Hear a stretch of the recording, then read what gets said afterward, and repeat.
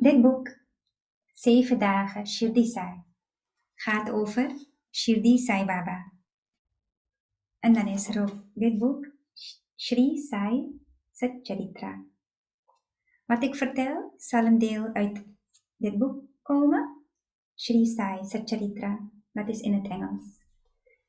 En dit boek, 7 dagen Shirdi Sai, is in het Nederlands. Wie is Shirdi Sai Baba? Toen hij in Shirdi woonde, zagen veel mensen hem als een fakir. Een van de betekenissen van fakir is iemand die arm is. Maar er is nog een betekenis.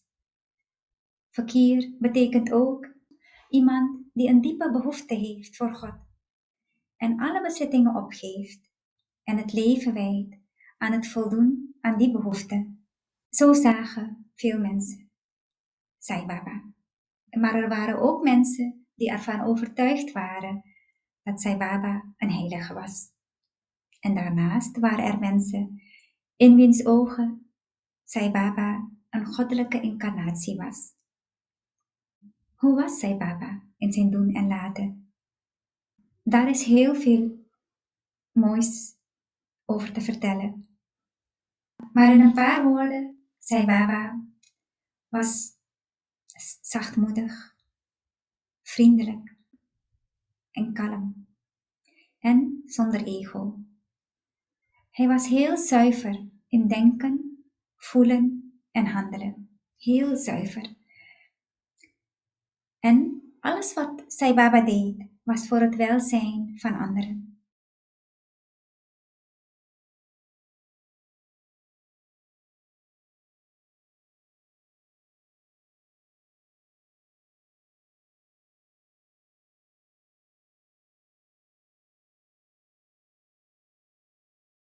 Sai Baba was ook vol mededogen voor alle mensen, alle dieren en alle planten. Waar woonde Sai Baba? Sai Baba woonde in een oude, vervallen moskee. In het begin kwamen er honderden mensen naar Shirdi om Sai Baba te bezoeken en later duizenden mensen. Verschillende soorten mensen, arm, rijk, geleerd, ongeletterd. En er was ook een diversiteit qua religie. Veel mensen wilden dat Sai Baba hen iets schonk, zoals een baan, goede gezondheid. Sai Baba wees niemand af, maar hij toonde zich blij wanneer iemand vroeg om innerlijke rijkdom. De moskee was een toevluchtsoord voor velen. Sai Baba zei eens: de grenzen der religie zijn hier vervallen en er blijft alleen nog directe ervaring met God. In de moskee hadden zowel mensen als dieren vrij toegang. En ze hadden ook gelijke rechten. En iedere dag kwam er een hond de moskee binnen en viel daar in slaap. En Sai Baba gaf altijd persoonlijk brood aan die hond. Maar op een dag kwam een man de moskee binnen en hij gaf de hond een schop om hem naar buiten te jagen.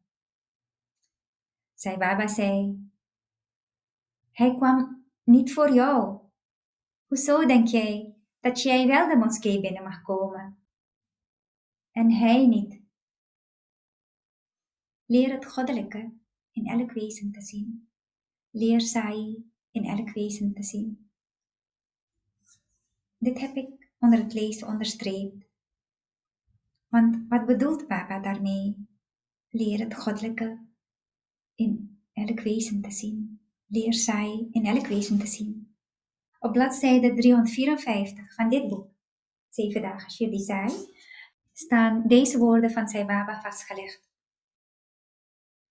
Afzonderlijk van je naam en vorm bestaat er in jou en in alle andere wezens een gevoel van zijn, een gewaarwording van zijn.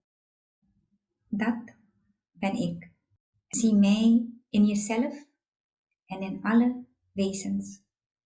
Wanneer je dit beoefent, zul je beseffen dat ik alles doordring En dan zul je eenheid met mij bereiken. Deze woorden heb ik ook onderstreept. En ik ben het ook gaan onderzoeken en beoefenen. Ik sluit deze vertelling af met een verhaal dat mij deze woorden van Sai Baba beter doet begrijpen. Op een dag zat Baba in de moskee met een toegewijde die Tatia heet. En er was ook een hond die bij Baba op de grond lag. Toen kwam er een andere toegewijde binnen. Haar naam was Lakshmi Bai. Baba vroeg liefdevol aan haar: Lakshmi, mijn kind, ik heb honger. Kun je iets voor me halen?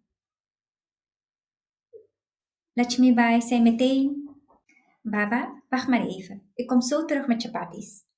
Chapatis zijn Indiase platte broodjes. Lakshmi Bai ging naar huis en maakte gauw een paar chapatis met wat groentes.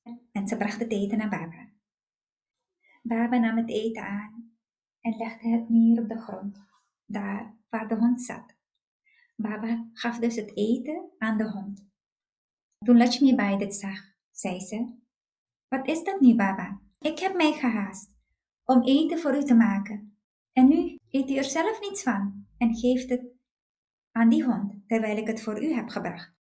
U heeft me voor niets laten lopen. Toen zei Baba: Waarom voel je je gekwetst? Als je de honger van deze hond stilt, stil je daarmee mijn honger. Het bewustzijn dat in dat lichaam huist en het bewustzijn dat in dit lichaam huist, zijn één en hetzelfde. Voed ieder hongerig wezen en het zal door mij gegeten worden,